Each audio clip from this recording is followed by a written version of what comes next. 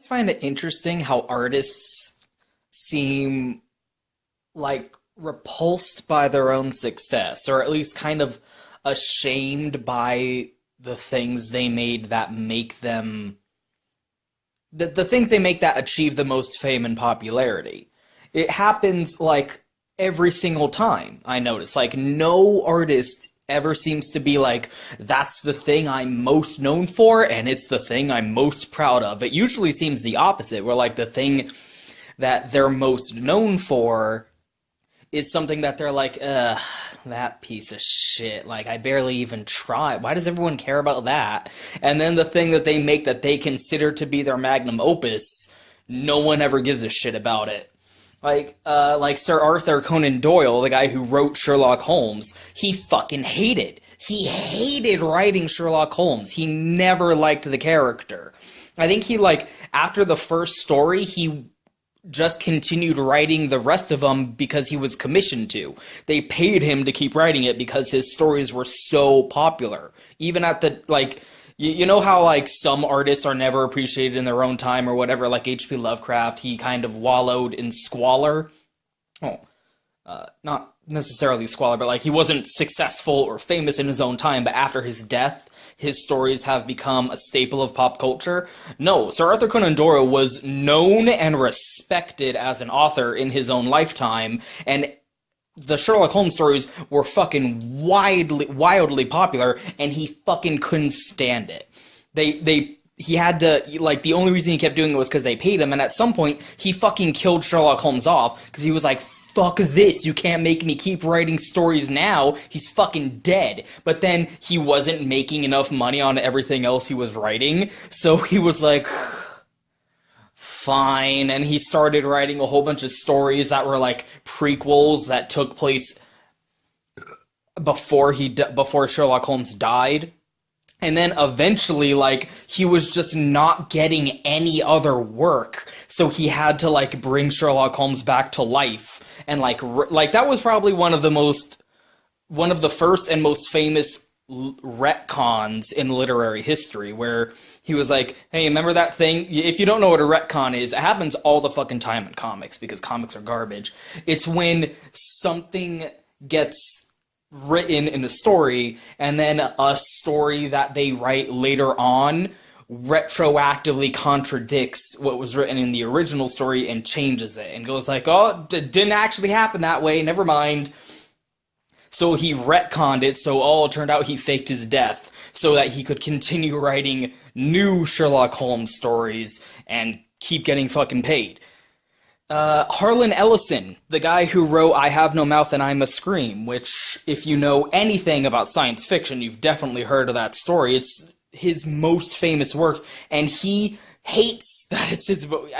I'm not sure if he's still alive, but I know he hated the fact that it was his most famous work, because, like, I think the story was he wrote it in one night, like when he was drunk or had insomnia or something, and he wrote the entire story in one night and, like, didn't even really care. You know, he didn't have any investment in that story. He just, like, bashed it out, submitted it, and boom, probably his most famous thing. And he's written other stories. Like, he's a known science fiction author, and, like, he wrote a book that was, like, he considered it his magnum opus, and you've definitely never heard of it. Probably have never heard of it, but everyone knows fucking I Have No Mouth and I Must Scream. I think, Beethoven hated that Moonlight Sonata. Was it Moonlight Sonata? Yeah, Beethoven wrote Moonlight Sonata, and even, again, at the time he was alive, it was wildly popular, because these guys, like, that's a thing for a whole nother day, but, like, stuff that's considered classical music today was pop music back when it was made. Like, this was popular music. It's like the music equivalent of Shakespeare, where people prop it up as this high art, when at the time it was consumed and enjoyed by the masses. Anyway, like, he wrote Moonlight Sonata and was wildly popular, and he himself said about that, like, surely I've written better things. Like, that's what I'm talking about. Artists always seem to be resentful of the works that they make that achieve fame and success.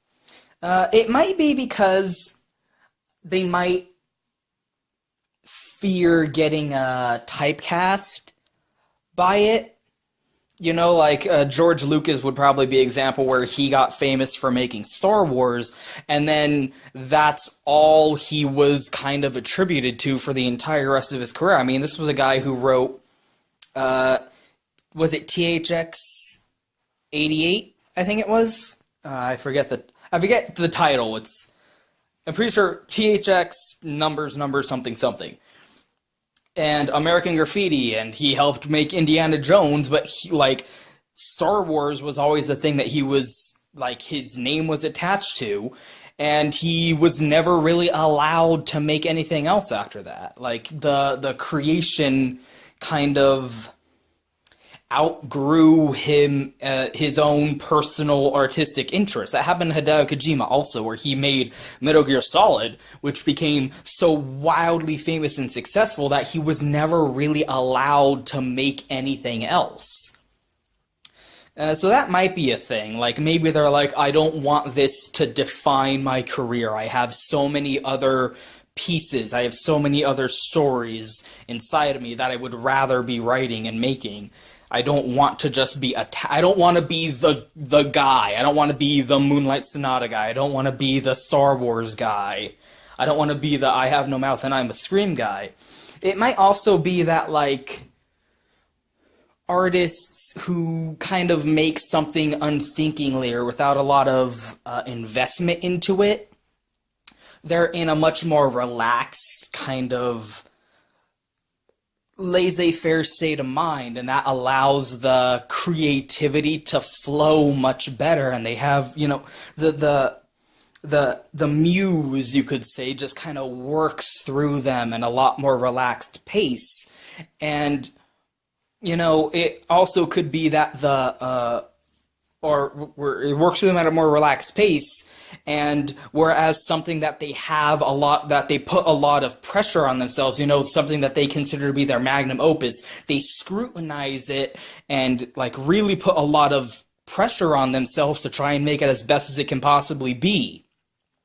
And so, you know, like, the creative juices just aren't as free-flowing as something that they kind of just, you know, they didn't think much of it. So therefore it was able to be a lot more, you know, open to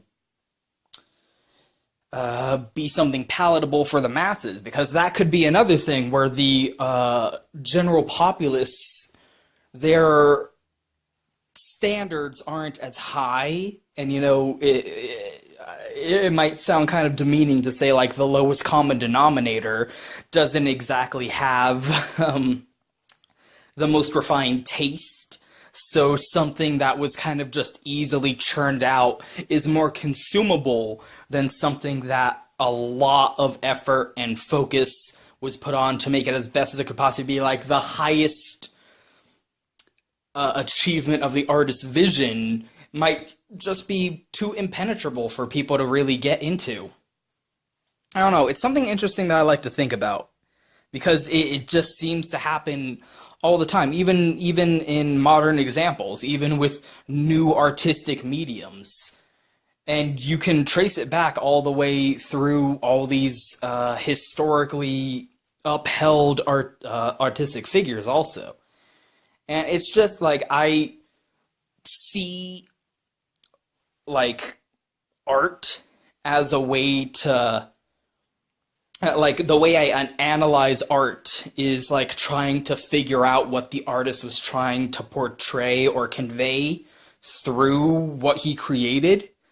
So stuff like that is really interesting to me, thinking about how, like, okay, this is something that they're most known for, but they themselves really weren't a fan of their own creation in this instance. Why is that? And, like, what can we kind of glean from other things they've made with that understanding? And so, like, I don't know. Rambling thoughts.